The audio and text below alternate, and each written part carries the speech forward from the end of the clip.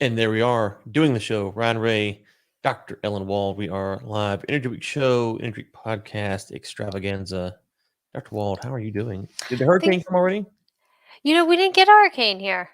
No hurricane. The hurricane went to Massachusetts. Oh, okay. So see, I left. I Oh, went. Fred. You were talking about Fred. I'll be honest with you. When I recorded podcast with you on Monday, and then on Tuesday, I hopped in the truck, went down to Texas, went down to Houston on Wednesday, and I drove over to Biloxi. Um, And so I was not really following the weather because I was on the road and it wasn't raining, so I didn't know what happened. So what happened? What was the hurricane report? Yeah, so there was the Fred, which went mostly, I think, like into the Panhandle. Now, a Mhm, lot of people do think that anywhere in North Florida is the Panhandle. mhm. I'm not in the Panhandle. We got like some kind of like band, so like periodically we just like pour for 5 minutes, but basically nothing. And then there was another Hurricane Grace that went to the Yucatan Peninsula in Mexico. And Mhm. then there was my new favorite, Hurricane Henri, because it was a very French hurricane, and so apparently it went to Rhode Island. Well, that makes even more sense. So for those listening at home, I'm guessing you would argue, as far as big name cities go, Tallahassee is about where the Panhandle ends, right? Yeah. I think it goes a little bit farther, Well, but yeah, right. But as far as big name, yeah. notable cities, Oh yeah, a little bit east of Tallahassee is kind of where the Panhandle yeah. ends. You might get in there to like Monticello or Perry or There's Greenville. like Destin, although that might be wet. That Yeah, might Destin would be be west. Destin would be yeah. west. So, uh, Yeah, I think yeah, I mean, basically I think it's like I-10 and you just like take it right across the state. However, our listeners might be interested to know, ever since I've moved to Florida where we do get impacted by a lot of hurricanes, I've been paying much more close attention to weather patterns and things. Apparently, we are getting Sahara dust storms again in Florida. Um, we were supposed to, I think, get them. I think South Florida is getting them now, and it's probably supposed to come up here like today. And we had this actually last year, and it makes the sky very hazy and produces these absolutely gorgeous like sunsets. But the other thing that apparently it does is it inhibits the growth and formation of tropical storms in the Atlantic, because a lot of these storms kind of come from the coast of Africa and then they come across the Atlantic. And so, it's interesting because we're getting into like the big hurricane season. I mean, really, like September, October is like prime, that's time for hurricanes. But any kind of uh, Sahara dust storm does help inhibit the formation of these things. So, interesting factoid. very interesting indeed. And for some reason, I was sitting there popping my gums before the podcast and never even realized I'd closed out all of the articles. So this is going to be fantastic. So let me go ahead and get the articles open. I believe the first one has to do with the price of oil, if I remember correctly. I Um, think so. yes, Yeah. yeah. So here we go. Oil drops amid faltering demand outlook in China. I believe they've closed a port down there, if I remember correctly. And of course, anything with coronavirus, they seem to. Did Uh, they start talking about China? Because I thought our first article was oil jumps 4%. Am I on the? I think you're thinking about I'm last sorry. week's. Yep, I'm looking at last week's. So here we go. Okay. Hey, Dr. Wald, you take us away while I somehow All right. find the So articles. we're doing a CNBC piece from today, which is oil jumps 4% on weaker dollar after 7 days of losses, which is kind of interesting. I love the when they highlight one particular reason for why oil is doing whatever it's doing. So like before it was oil falls because of stronger dollar. Mhm. Today it's up because of weaker dollar. And it really seems like it's more just like a slight correction, at least to me. That's how I'd read it, which is a lot of hedge funds were dumping their long positions for a while, and now they're kind of pulling back. So that would make sense that oil would go up. Though my favorite piece is the next one. My favorite headline was "Crude oil surges, rebounding after torrid week." Horrid. Not torrid. I'm not sure that's quite the correct use of the word torrid. Now let's look up the definition of torrid because that is a great question. There. So torrid's definition, according to Google, which is um, always right. It's A, very hot and dry, which I don't think they meant that. Yeah. The British, number two is British, it says, full of difficulty or tribulation. So those are the two definitions I get from Google. So is the British definition correct? I for some reason I always thought torrid had to do with like sexual affairs because I think people use that, like, but so that's why I was finding it a little bit odd. But I guess they're using the British definition. Maybe this was written by a British reporter or a British editor. So we'll go with that. Yeah, there. Okay, so I do see that there are some people who use it as ardent and passionate. So perhaps that's where you. Oil had a very passionate week. Okay, so it's funny because last week we had slumping off of the China problem, and so now it's jumping on the weekend dollar. But overall, the oil prices they're not in a bad spot, but they're not great. They're right where they've been for realistically speaking for most of the year. I guess most of you have to go out and look at it, but for a long time now, right in the 65 range. And so as long as they're there, there's really not a whole lot to talk about. Yeah, exactly. I mean, I mean, the thing that's really interesting to me is how the banks that were holding, remember back in May they called for $80 oil. It was like Goldman Sachs and a bunch of others, and I remember saying like, I don't know. I mean, maybe they were basically saying there's going to be a huge surge in demand that isn't going to be met by supply, and this is why we think it's going to go up to 80. And we definitely did see a surge in demand.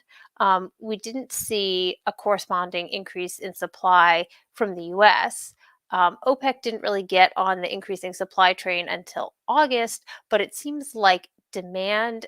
So it's interesting. If you look at like US gasoline demand, it hasn't really waned that much, but I do think we're kind of like almost at the height.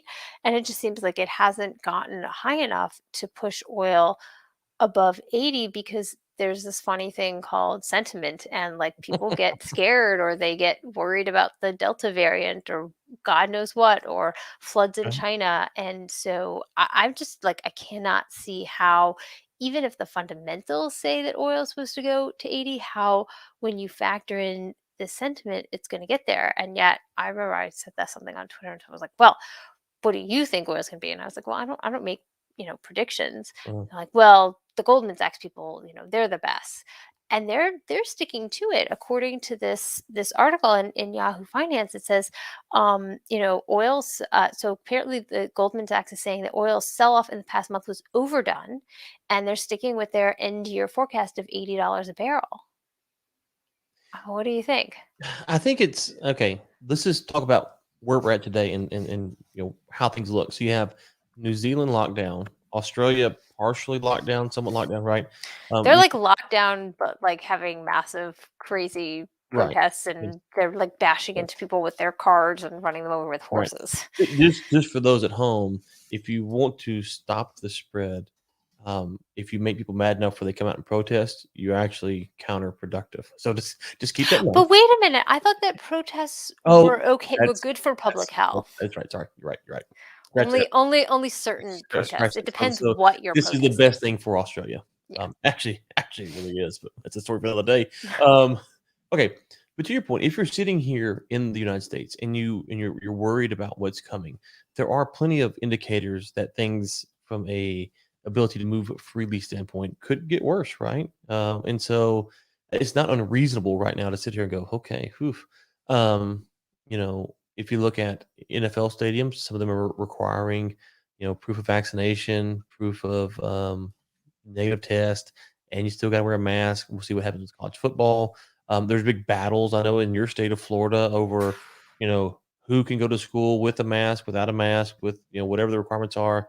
So there's plenty of reasons to look ahead and go, demand is going to suffer because of all of these problems. The economy runs best when things are running smoothly. You start putting these wrinkles in here, it just alters things in unique ways. So I don't think it's unreasonable to sit here and be concerned about what's happening with demand in the coming months, especially with the onset of flu season, and all that stuff that's coming just a few months away. Yeah, I mean, if you look at like if you believe that, higher rates of coronavirus are a direct, have a direct correlation to oil demand and will really affect the price of oil, then I think there's definitely a lot to be concerned about, because if you look at what went on in the South and in Florida and areas, I think that's an indication for what is to come in the Northeast. And we all know that apparently the Northeast is like the most important center of the universe. And so, when things happen in New York, that means that, everything, especially finance, Mhm. goes along too. And so, I wouldn't be surprised to see, regardless of what kinds of types of mitigations they try to put in place, if they do see more coronavirus cases, simply because it seems like that's what's happening, regardless of, and people like to say, like, oh, vaccination rates are higher in other places. Well, like, even among people who are vaccinated, it still seems to be like affecting them. So I definitely think that there's some headwinds. That's not, If but this theory, there are headwinds out there. Plus, you're combining that with a period of time in the season where oil demand and gasoline demand are lower. what was the word that you used to describe all this? You said something is a real thing. What is that? Huh. What, just now? Sentiment, right? Sentiment. Yes, which Oh is a yeah, view sentiment. or attitude toward. We'll do definitions again. A view or attitude toward a situation or event, an opinion. And the thing about sentiment is, it doesn't mean it's what's actually going to happen. It's what you perceive is going to happen. And sometimes the sentiment's right, sometimes it's wrong. And so, if people right now are looking around and they're concerned about these things, whether or not they're factual or not factual, that's a separate issue altogether. People being concerned could have a real impact on demand.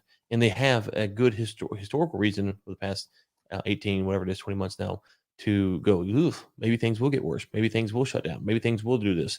And so if you're concerned about where the things are heading, there's plenty of reason to believe that, even if it turns out to be false. Like, so if we come back in the middle of September and COVID has disappeared and life's back to normal, well, the sentiment on August, there was a lot of reason that people thought that way. And so what has to see how it plays out. If you start to see more shutdowns, though, I think the concerns will build a lot more rapidly than they did in February or January of 2020, right? So now people are Yeah. going to be a little bit more quicker to react, I think. I think so. I just, it's interesting because, like, in the South, there were never going to be any more shutdowns or anything. And it's not clear that coronavirus surges, like in Florida, actually resulted in decreased gasoline consumption. I'd Mm. actually be interested if we could look at like stats just from Florida and Texas and these areas that did experience a surge at the same time as we were supposed to have the summer driving season surge, to see if there was actually an effect, like in our pad region or whatnot. I guess, like, in a month or two, maybe we can get those stats from the EIA, We need to get the and gas buddy guy see. back on. We hadn't had him on in a long time. We need to get him back. Yeah, he's been great. We should, yeah, maybe let's try to get him on for next week to talk about some of these Yeah. issues, because I think that could be telling for how we might, for how another wave of coronavirus might affect the Northeast if they don't do shutdowns. Yeah, and then you have also, which is the vaccine passports and Ugh, and stuff like that, the mandated vaccines for schools or jobs or whatever. There's a lot of sentiment in the market out there. So yeah. you got a question here.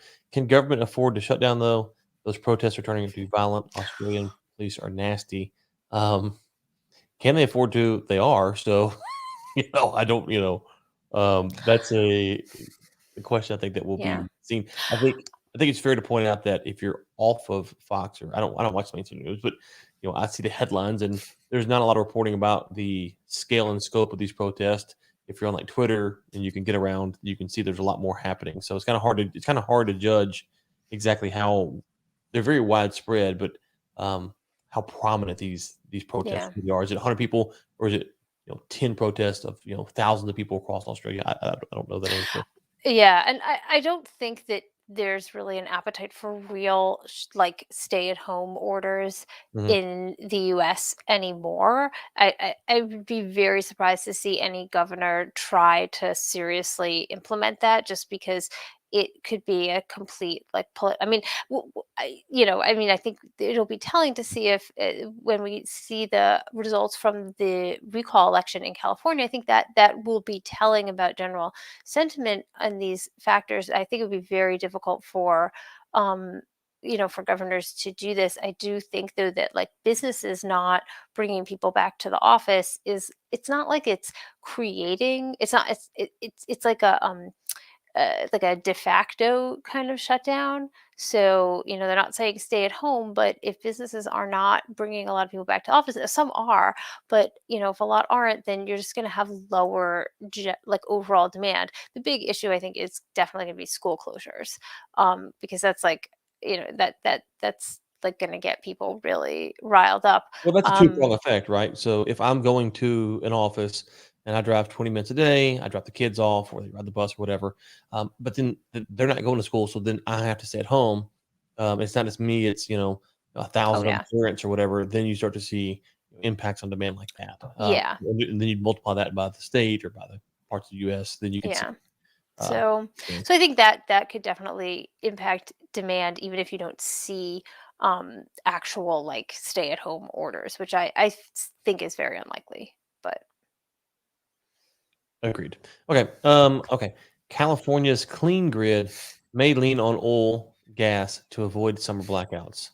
Wait, wouldn't that mean it's not clean anymore by their definition? Wouldn't that- That's the funny thing is that they still call California's grid clean, even though it's really not. I mean, I think I tweeted about this last weekend. Like they get power from that's generated from coal-fired power plants in Wyoming, but they get it, in their grid, so they don't have to say like, "Oh, we generate it from coal." And I think a longtime listener said that he shared with me that his wife was one of the things she used to do was help install uh, natural gas. Uh, um, what are they called, turbines in New Mexico, and they would sell their power to California. So it's not like California wasn't getting stuff, but I just find it so ironic that they're like, oh well, now we actually need to keep the lights on, so we're going to build some temporary, that's in air quotes for Mhm. people listening, not watching, temporary natural gas plants so that we can keep the lights on. It's like, okay, maybe you really need to just rethink your whole strategy. Maybe you shouldn't shut down that big nuclear plant you're about to shut down. I mean, it's like, we talk a lot about this energy transition, and I get like the whole idea is it's a transition. So there's a transition phase, and it's like, can any like you're not doing the transition phase. You're just like you're not. This is it's like not to like get any more political than we usually do, but it's like the evacuation from Afghanistan. It's like they just left and they're like, "Oh wait, we forgot to evacuate all these people. So now we're going to send even more than we had to try to get them out of this mess." California's like, "Oh, we're going all green." And like, "Oh wait, we forgot that we actually need to like keep lights on. So now we're going to go back and build." Like it's kind of like that. Sorry for I need to get comparing you on. California's power situation to Afghanistan. I need to get you on Inside the War Room so we can talk about Afghanistan extraction. Oh god, do I have things to say? I've been trying to find a way to incorporate that into like oil and gas and just haven't been able to. Well, listen, open invitation inside the war room. We can talk about it. I actually went on Hong Kong TV on Thursday night, 11 o'clock Central Time, to talk about it. Now they won't air it until this Saturday, so like everything, like so much has changed that it's like, okay, I'm not sure. You get the old saying that didn't age well. I got a feeling a lot of what I didn't say will not age well. But listen, if you want to come on, we'd love to chat about Afghanistan on Inside the War Room. Okay. Here's the question I do have: is they are in a recall, and you mentioned that. Will a change of governor have the ability to kind of redirect some of this stuff, or is it too much embedded into the political system of California? That's a really good question because I think it depends a lot maybe on the legislature, honestly, because some of the these like sometimes governors like just make these mandates. They're like, we are mandating that we are going to switch from this to this, to all clean by this time. But if it's actually like the legislature passes it, then I don't think you can overturn it. But if it's just like a statement or like an executive order, then it can be undone really easily. Right. And so I guess we shall see. Any insight on whether uh, Newsom's going to get recalled? Have you been following that at all? I've been following it somewhat. I think It definitely seems like he realizes that he's in trouble. There was actually something interesting that I was looking into today that came up. I'm going to try and find it. Someone was talking about, and I don't want to get into the debate about using like Latinos or Latinx or whatever, Latinx, whatever it is, but apparently a reporter for the LA Times said that he was like talking to, I guess, young Latinos, Latinas, whatever they want to use is fine, but and about how they're like totally disengaged, have absolutely no idea what's going on with this recall effort and with the recall, and that's a problem. Now, excuse me, I understand that's a problem like in general terms for like democracy, because democracy depends on having an engaged and informed electorate. But if Newsom's original coalition or base or whoever elected him is if they really relied on a lot of the Hispanic or Latino vote, and that's just not happening at this point, then it could be an issue. The other issue is like it was all like mail in. And to me, it just seems like there's a lot of fraud that can go on with mail-in ballots. It's unclear whether whether they can perpetuate fraud and whatnot. But I do think it's up in the air. At least that's what I think. I was surprised. I didn't think he really had a chance, but to be actually recalled. But it does seem like it could happen. Yeah. I've only followed it because there's a YouTuber who I've seen before who's running, and so I'm curious to see if he's a popular YouTuber. I'm curious to see if a popular YouTuber actually carries any weight outside of YouTube, right? I mean, because YouTube is kind of its own universe. So can a popular YouTuber actually Hmm. uh, Translate that to like translate in right? person. Yeah, into because it's just a different world. So I'm curious to see how that plays out. That's really only insight I have on Yeah. it. I'm also just like I don't quite understand, like, is it like you vote on the recall or you vote for a new person and you do this at the same time? I mean, Yeah, I'm not really right. up on I don't understand it. Also, it seems like if there's a really large swap, like do you vote on the recall and then they have like a runoff between all the other candidates? I know there's like one guy who seems out in front, but like there are a lot of other people running, and like isn't I think Caitlyn Jenner running? Yes, yes. So here he's saying, "Meet Kevin." This is the person I was talking about. Has no chance. He has a podcast with George Gammon. I don't know. It's going nowhere. I don't know who that is. Okay, maybe not. But he does have millions of viewers who watch his program, and so I was curious to see if that would translate, but perhaps not. So according to Sub Z's 77, I'll get that wrong. He has no shot, and so we will note that in the predictions Yeah. category, and we will mock you thoroughly if you're wrong. If you're right, we will probably forget about it. So there you go. But no, But I do think it could have an impact on some of California's clean, green, electricity stuff. So definitely worth keeping an eye on from that perspective. yeah. Okay, let's go to our next story. U.S. targets. I'm sorry. U.S. nearest proposal of biofuel targets for 21 and 2022. The EPA is close to sending its proposed biofuel blending targets for calendar years of 21 and 22, triggering alarm from agricultural interest. The targets could be lower than they expected, which means they're not getting paid enough, right? Yeah, so I'm apparently the only person in the world who's really interested in biofuel blending mandates. Um, as I discovered, I tweeted about this on Friday because I actually thought it was a really big deal. Maybe I'm just like bizarrely interested in it because way back when I was like still in academia, I was asked to write a chapter in a book about U.S. like energy policy from like 2000 to present, which was then like 2000. 13, I think. So, basically, like the absolutely biggest energy legislature back then was the renewable fuel standard, which was passed during the Bush administration. So that's why we blend ethanol. Well, it's not why we blend ethanol. So ethanol is actually blended into our gasoline because we used to blend something called MBTE into it, but that was found to be like causing cancer, and so you have to blend like some kind of type of like alcohol thing.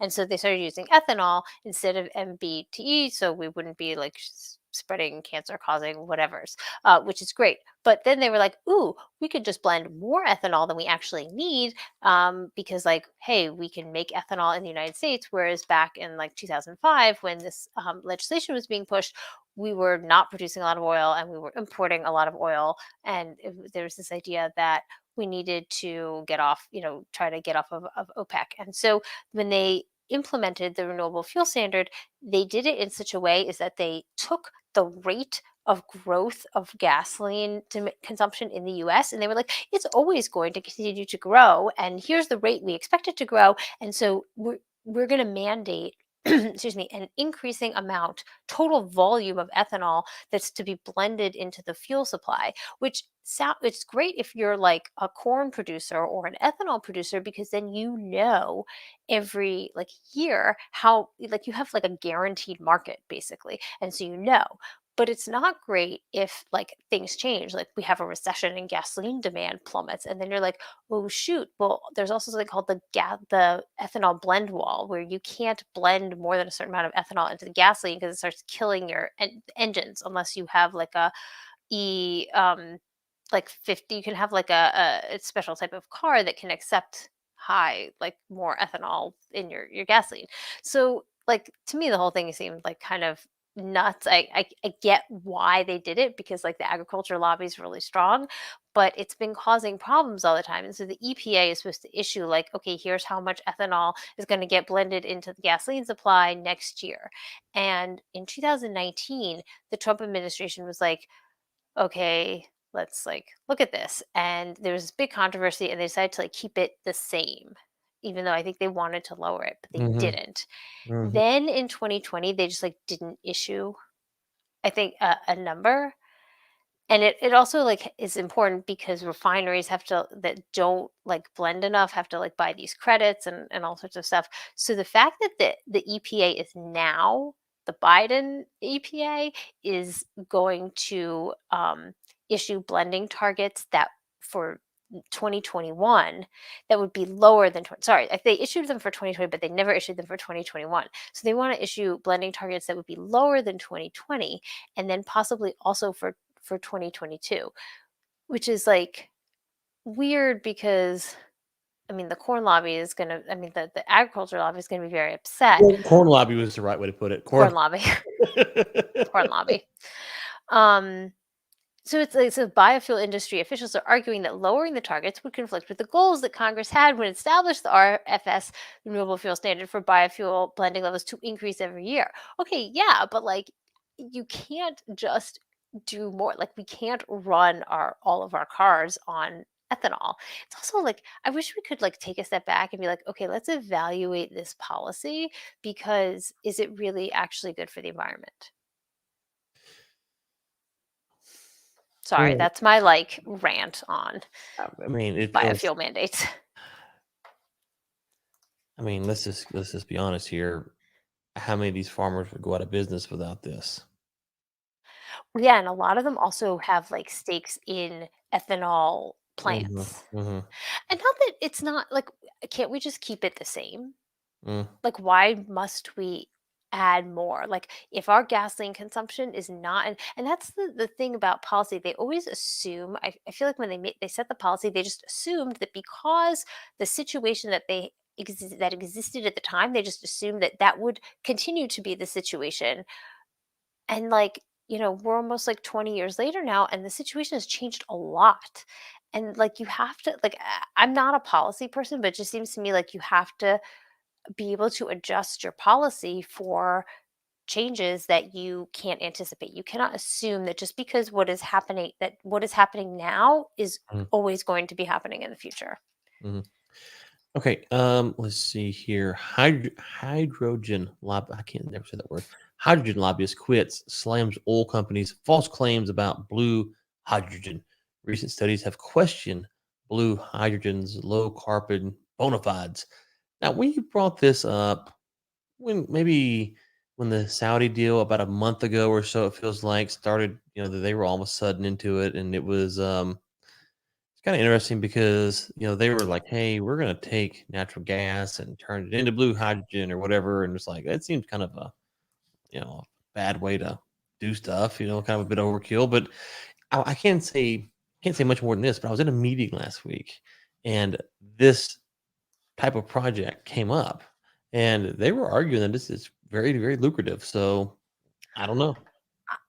Yeah, I'm just so like I feel like I feel like I hate when people I say that feel phrase. like, So I need to not say that. I I feel don't feel like I think like, that believe I my think sentiment towards. yes. Sentiment is important when you're talking about the market, but like my feelings really should have almost no play on this. I think that hydrogen is this year's buzzword. Remember when it was Mhm, blockchain and mhm. AI and hydrogen is this year's buzzword. And so I think that people have got it's gone like way over the top and like blue hydrogen. I mean, first of all, like, is there really even a market for hydrogen? Like, we don't have that many cars and buses that are running on hydrogen fuel cells, first of all. Supposedly, according to this meeting, you can sell all that they could produce in the United States alone. Huh. That's what they said. Ellen, you were on fire today. Yeah, I am on fire. um, so, but I do think this is raises an important issue is blue hydrogen actually low carbon? Because I feel like it's being portrayed as this the sentiment. Mhm. The feeling is that it is somehow low carbon, and the question is, actually, is it? Worse than coal now. According to a recent Just like study, it may that. be worse for Just the like that. climate than coal. Um, the low carbon claims that blue hydrogen hinge on the fact that carbon dioxide needs to be captured at every step, from the steam reformation process that makes the gas from methane to the natural gas generators that provide heat and power for the reactions. So basically, they're saying we can make it low carbon if we carbon capture everything. Well, isn't that the same as anything? Like, can't you be like green coal because we carbon captured it all, or like like it's green oil because we carbon captured it. So, Right. I get it, but it definitely seems to me like it's. So this guy said that he quit, I guess, because of this. He thinks that it just doesn't. It's I So don't know. here's Not the all that. problem I have, and let me just be honest with you here. Coal was the worst thing ever a few years ago, and then all of a sudden, natural gas took its spot. Remember, natural gas was worse for the ozone layer, and it stayed, and it was harder to get rid of. And then it was so now if we're saying blue hydrogen is worse. Okay, if coal is the bench setter and everything at some point is worse than coal, then let's just use coal. Like because the only thing that's not worse is wind and solar. Everything else at some point is worse than coal. Right? Even you can argue, like, I mean, that the way they produce the solar panels Oh, well, and with okay, what well, you have to do with the wind turbines, people can. I sure. mean, you can We argue we it's we pretty bad. yes, yes, me and you would obviously make that case. I'm just saying, but from the very much environmentally sensitive people, everything at some point in its life cycle becomes worse than coal. It's like, okay, if everything is worse than coal, then let's just use coal. Like Yeah, if it's just worse than coal, then let's just use it because natural gas, now this, and I'm not saying this is good or bad. I don't really have that's a separate argument. It's just it feels like everyone wants to say coal's bad, we gotta quit using it. But at some point, everything becomes worse than it. It's like, well, is coal really that bad then? Like maybe coal's maybe coal's the way to go, but no one would make that argument. So yeah, it's just weird how we use coal as like the worst, but then when something becomes worse than coal, we then don't argue, well then let's use coal. yeah, Which and would make sense, right? it's weird because also, like, I get the idea. People seem to really be fixated on this idea of like it's what it looks like in the end result. Like, can you see nasty stuff coming out of the tailpipe of your car? And if you can't, then you can feel good about it. It reminds me of like the what I call the Whole Foods effect, which is where people shop at Whole Foods and they feel like because they're shopping at Whole Foods as opposed to like Safeway or Publix or whatever other supermarket you go to, that like they're doing something good, and so that gives them the right to like behave in nasty ways. It's like Right. when you're at Whole Foods and people are like shoving you out of the way at the like bulk bin because So yes, I call it the Whole Foods effect. So it's kind of like the Whole Foods effect. It's like, well, because like the hydrogen fuel cells, you only see like what water comes out or something. Mhm. You only see that, then like it has to be good without thinking about and like all of the like carbon that was produced to get to that point. Right. Or if you go back to like the biodiesel story, the ethanol deal, all the tractors that are running and all of the unnecessary refining that you're having to do. And all All the all the fertilizer and the fertilizer, runoff right? and Yeah, the like there's water. all the wasted farmland that you could have been growing food that we'd actually eat. So yes, exactly. No, I'm with you 100%. Okay. Speaking of things that are useless, carbon taxes could hurt Russia more than sanctions, says the czar. Will not say this man's name. Komersant? I don't know. Commersant? Komersant. Yeah. Okay. Is that like an invitation? He's like, please hit us with those carbon taxes instead of sanctions. Okay, so I think the person that I've seen comment on this a lot, you might have put some out there as well, but Anas has been very upfront that saying that these carbon tax and credits will only be financial instruments. And if you look at the analogies he makes about other things and how taxes are handled, or these other things are handled, I think he's spot on here that a lot of this stuff will just be simply moving around the carbon credit, the carbon tax, and nothing of substance will ever happen. That's kind of, I think he's been pretty accurate on that, especially how he diagnoses it. What's your read on it? Yeah, I have similar feelings about a carbon tax, especially because it's supported by so many in the oil industry. I think they see it as like this is like the best way that we can the shift the issue Mhm. away from us, Mhm. and that to me is like a red flag in a Mhm. sense, not to like not about Russia, but it's like a red flag in terms of like why do all these oil companies want a carbon tax? Well, first Mhm. I think they see it as like the lesser of the evils that Mhm. they could get hit with, but also it's like, oh well, we can just then like charge more and shift it to the consumer. That's one of the reasons, like I've written about this before, about there was this like particular carbon tax plan that was like getting a lot of press a while ago, where they were basically like, we're going to put in this carbon tax, but we're going to give a dividend. And they're like, it comes with a dividend. Well, what did they mean by dividend? They just meant like a check that they were going to Mhm. cut to like every like middle class family in America to offset the fact that carbon taxes are regressive and hit the lower income people more than higher income people. So like, but they actually stated in their plan, this was my favorite thing, that it's very important that you do this dividend, because once you give people something, like once the government starts to give, then you Mhm. can't take it away. So Oh it yeah, means that it can't be undone. I was like, that's really nefarious, like to come out and say. it is true. Yeah. But it's just so interesting because like Russia is, I mean, they're really talking more about the border adjustment taxes that Europe is doing. So they're basically saying that like in order to say like if you want to ship like, I don't know, backhoes Mhm. to Europe, then you like, depending on the amount of carbon that your like company produced making these, you may have to pay what they're calling a border tax or an adjustment tax so it's like kind of like a tariff. And so he's saying that this could really kill our economy more than sanctions, probably because like they produce a lot of stuff. There's like a lot of agriculture and stuff that they're selling to Europe, and they don't like, Russia's not, capturing its carbon. Yeah, I think we also diminish the public, use the word again, sentiment, and how much pressure that pushes on companies to clean it up. If you look in China, they don't have to clean it up, right? There's no electoral process. There's no fear of being voted out. But as their standard of living has gotten better, the people have gotten wealthier, and they're like, "Hey, we don't want to live. We want cleaner air. We want cleaner water." And the government has responded and given them that because they want to keep them happy. And so a lot of these carbon issues and stuff like this, companies will respond just because they want to keep customers and they want customers to stay happy. And so these carbon taxes and stuff, a lot of it's hogwash. But aside from that, we just have lost the fact that the market will push people in the direction we want them to go. If we talk about, I mean, not to get on the rant about cancel culture here, Yeah. but we've seen just how that pressures the market. And so I think we kind of forget that companies do respond to this type of stuff on their own, apart from being taxed.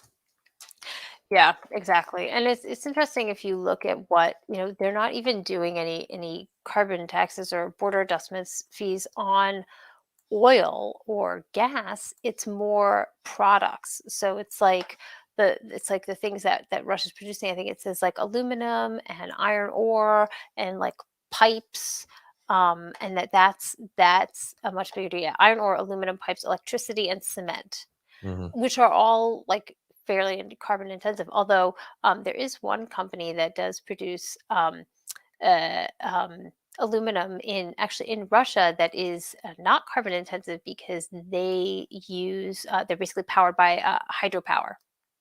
So perhaps they won't suffer this carbon tax. Okay, we only got time for one more story, so let's talk about Nord Stream 2. Yeah. I saw this got a little Twitter kerfuffle here before we got on the podcast today. So, before we say anything, let me just say my stance on this has been on this show and any other show I've talked about this is pretty clear, which is if the members of the EU want the US to support NATO or defense mechanisms to protect them from Russia, then they don't need to buy from Russia. They need to buy from the US or someone who's not affiliated with Russia. Okay, that's my stance. I still believe that stance. I still stick to that stance. Now, um, I had on a gentleman on episode 31 of Inside the War Room who came on and he said, quite frankly, that no one in the EU is scared of Russia. To which I said, great, then let's disband NATO, right? Then we don't need it anymore. That's true. That's what NATO was formed for. Let's disband it. And so his point was, essentially, um, I think it was on this one or somewhere else. Anyways, that Germany and Russia that all of this that they work together. That there's no real problem. There's no real concern. That actually there's concerns about corruption in the Ukraine, and so that's why they're trying to get around the Ukrainians and all this stuff. And that this is really an American overhyped deal. Okay, and so I'm happy to take all that. But I do remember the headlines when Trump wanted to pull out of Germany, everyone losing their cotton picking mind here, there, everywhere, right? Okay, and so, but if the European stance is they're not afraid of the Russians, which their market decisions seem to indicate, I will agree, then we don't need to protect them from said Russians. And if we all agree on this, then there's a non-story here. There is a non-story, and I have said on this podcast for years now that the Russian fear is ridiculous. It's overhyped. There's nothing to be afraid of there. To me, that's my read on it. I don't know, Dr. Wald. I'll let you address it. Yeah, I mean that's a really interesting take. I mean I think that certain countries are more concerned about excuse me about Russia, considering the fact that Russia did actually shut off its natural gas pipelines to Ukraine because of over a political issue, like in order to basically like make them submit. So I think that's what the other European countries are concerned of. Maybe Germany's like, hey, we can defeat the Russians. I don't know. Or maybe maybe Merkel has some like thing up her sleeve. I mean, she's basically said that um like the Ukraine is concerned. And so Merkel says to the Ukrainian president, whose name is Zelensky, she's like, look, I understand your concerns over Nord Stream 2, but although it seems really that maybe Ukraine's concerns are more that Nord Stream 2 bypasses Ukraine and goes straight to Germany. And so now Ukraine won't get money from Mhm. transiting this oil, which is like, um, Yeah, my understanding is the Russians are like the Ukrainians are worse than we are. They're taking money from us, and so we don't want to deal yeah. with them. So Russia supplies 40% of the EU's gas, Mhm, mhm, just ahead of Norway. mhm, Norway, by the way, is not part of the EU, mhm, but it does take part in the common market. The new pipeline will increase the amount of gas going under the Baltic to 55 billion cubic meters per year, and it's going to Germany. So, I mean, if Germany is not concerned about Russia, maybe it's really maybe you're right. Maybe the concern is just it's a Ukrainian Russia issue, mhm. and the rest of Europe is like we don't have this concern.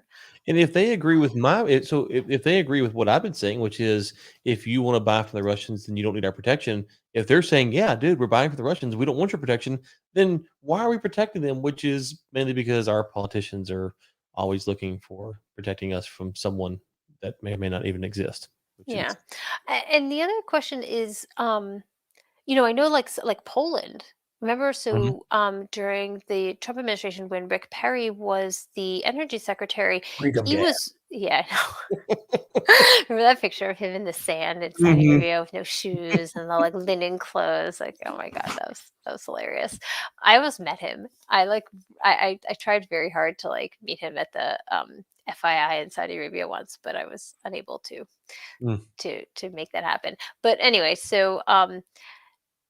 but remember that they negotiated a deal between Poland and the U.S. for U.S. LNG. So it seems like if a country is particularly concerned, there were at least options that they could have been dealing with. I mean, maybe Western Europe isn't concerned. Maybe they're just like downplaying it, but downplaying any threat because their electricity prices have gone up so Mhm. much, and they really do need this natural gas. Mhm. So they're like, well, you know, Yep. getting It's rid for of our the own safety. Russians. Safety from who? If so, let's go through it. If the Europeans are not afraid of Russia, no offense to our European friends, if they're not afraid of Russia, then we for sure should be afraid of Russia, right? So if the members of the EU is not afraid of Russia, then we shouldn't be for sure. So I don't know They who, hack us. huh? We're not afraid of their like hackers coming after our pipelines.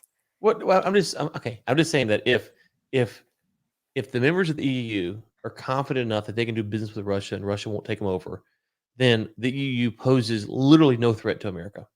Like now, they may hack us, but they may hack the members of the EU too. Like that might happen. But what are we protecting from? Because if and again, just to pick a, you know, France or Spain or I don't know Italy or whatever Germany, if they're all saying yeah we're not afraid of the Russians, then their military is nowhere near the size and scope of ours, so we shouldn't be afraid of the Russians either. There's nothing to protect us from. The Russians are a no threat. They're a non-threat. So, um, Maybe Russia in the U.S. has become kind of like OPEC. It's like the boogeyman that you just want to like bring out when it's convenient.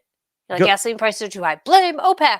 I'll just say Blame this. Russia. Yeah, I said it before. Go look at Russia's economy. We have states in our country that have bigger economies than they do.